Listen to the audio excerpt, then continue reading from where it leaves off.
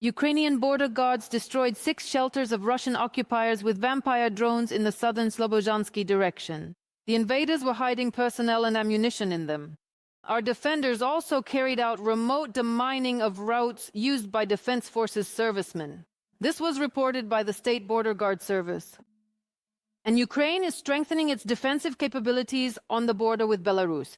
The State Border Guard Service stated that we are reinforcing fortifications and increasing mine explosive barriers. Such work is being carried out along the entire length of the border with Belarus. That's over 1,000 kilometers from Volyn to Chernihiv region. Andriy Demchenko is joining us, spokesperson for the State Border Guard Service of Ukraine. Mr. Andriy, greetings. Good morning. Hello, Maria. Good morning. Let's start by talking about the fortification of the borders with Belarus. What changes do we have? What updates are there? Well, in fact, since 2022, when Belarus opened its border to Russian troops, a lot of attention has naturally been paid to this direction, both to the engineering development of the borderline itself and to the creation of fortification structures. As you mentioned, this is happening along the entire length of the border with Belarus. And again, units of the armed forces of Ukraine are also creating mine and explosive barriers in the most threatened directions in order to prevent the movement of equipment. Well, in general, up to now, the border with Belarus is that risk zone from which, again, either Russia or if Belarus succumbs to the pressure that Russia is exerting on this country, tries to join the war on a larger scale, the war unleashed by the terrorist state against our country, then with its own forces and means, it may also try either to destabilize the situation or to take other actions. Therefore, we need to have such strong defensive positions so that every Ukrainian soldier stationed in this direction has every opportunity to counter any threat that may come from the territory of Belarus. Yes, that's absolutely right, because now we're not only talking about the border with Belarus, since the enemy today is spreading its tentacles across the entire territory and border areas. In particular, there are attempts at sabotage or the activities of sabotage and reconnaissance groups. So what does it represent today? Well, fortunately, we are not seeing as much activity as before, at least not directly if we're talking about the border with Russia. Because, well, if we recall, for example, 2022, especially the end of 2022 and the beginning of 2023, the most active enemy sabotage and reconnaissance groups were operating within the Chernihiv region. Gradually, they shifted and, well, began to show themselves carrying out their actions within the Sumy region. And for a long time, it was precisely the section of the border within the Sumy region that saw such high activity from Russian sabotage and reconnaissance groups. Subsequently, this activity decreased, and lately it has not manifested itself significantly. Of course, the threat of the enemy using their saboteurs has not disappeared because the border with Russia, whether in the Chernihiv region, Sumy region, or Kharkiv region, is also a full-fledged front line. It's just that in some places there are more active hostilities and in others there are none. But the threat of the enemy using sabotage and reconnaissance groups still remains. Once again, in the most recent period of time, we have fortunately not witnessed or documented any notable increase or significant intensification in the deliberate and calculated attempts by sabotage and reconnaissance groups to infiltrate across the border from the territory of the Russian Federation. But in every direction, within each component of our country's defense forces, counter-sabotage reserves have been established to respond to any attempts by such groups to infiltrate. Understood. Please tell us in more detail about the work of the Ukrainian border guards and specifically about the strike on 6 shelters of the Russian occupiers. Is there any more detailed information that can be made public?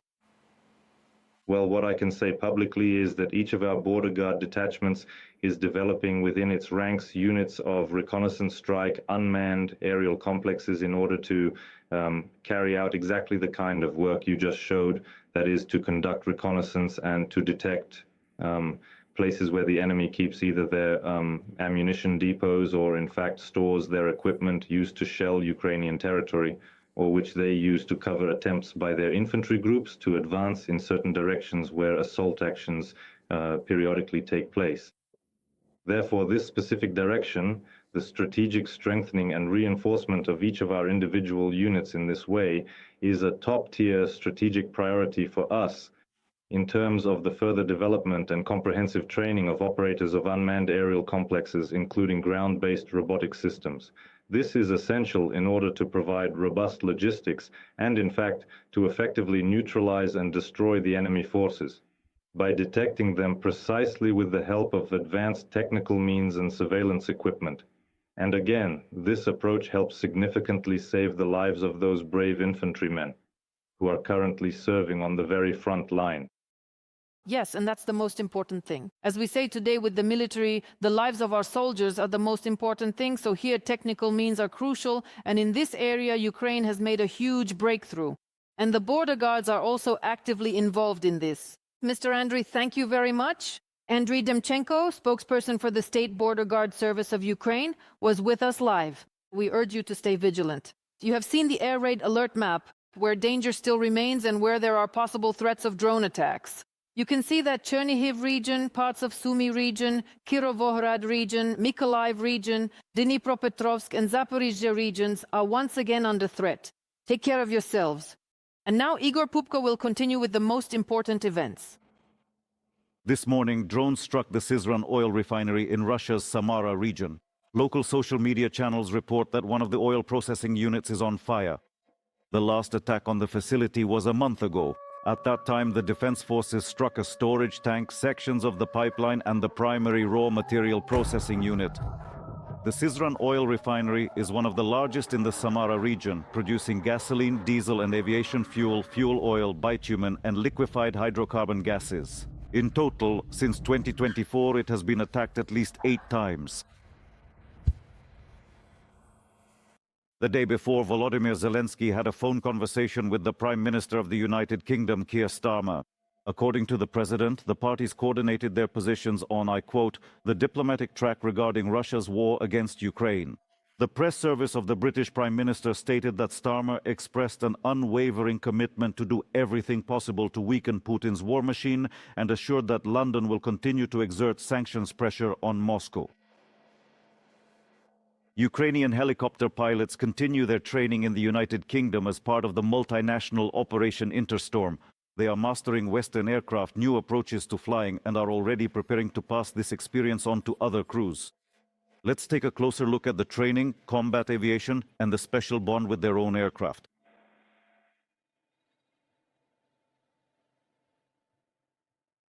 New machines and new standards. Ukrainian pilots at the controls of Western model helicopters are training both in the sky and on the ground using simulators. After completing the course, we passed the exams, received our type qualification, and from then on, we carry out flights as instructor pilots. But the most important experience for our helicopter pilots is combat experience. And they say the first flights were especially impressive. For me, my first combat flight was like being in a fog. All my actions were automatic. After that flight was completed, only then would you recall from memory what you did when you did it and how it all happened. For every pilot, it's a date that is etched in your memory forever. At that moment, you still don't fully understand what's happening. Everything around you is humming, everything is very loud. Over the years of service, a special bond develops between the pilot and the machine. Helicopter pilots admit they treat their aircraft almost like living beings. You slowly come up, gently stroke the helicopter, and kiss it. You tell it that everything will be just fine, and that we will all come back home safe and sound together. And of course, you can't do without your own traditions. Moreover, each pilot comes up with their own personal talisman. Some pilots and crew members always carry a special lucky charm or talisman in their pocket, or carefully place a meaningful personal item in the helicopter cockpit that they consider to be deeply sacred and significant. It is strictly forbidden to capture any photographs before a flight, and you are not allowed to fly on Friday the 13th. Our pilots are being trained by British instructors. All the training is in English, but they say they found common ground quickly. If you compare Ukraine and the United Kingdom, it feels like the sense of humor is exactly the same. The same jokes, pranks, and so on, just in a different language. They understand what is happening in our country. Ukrainian helicopter pilots have already completed combat missions and are now mastering a new level of aviation with Western equipment so that our skies become clearer and the enemy has fewer chances. Victoria Yarishko, We Are Ukraine, Marathon, United News.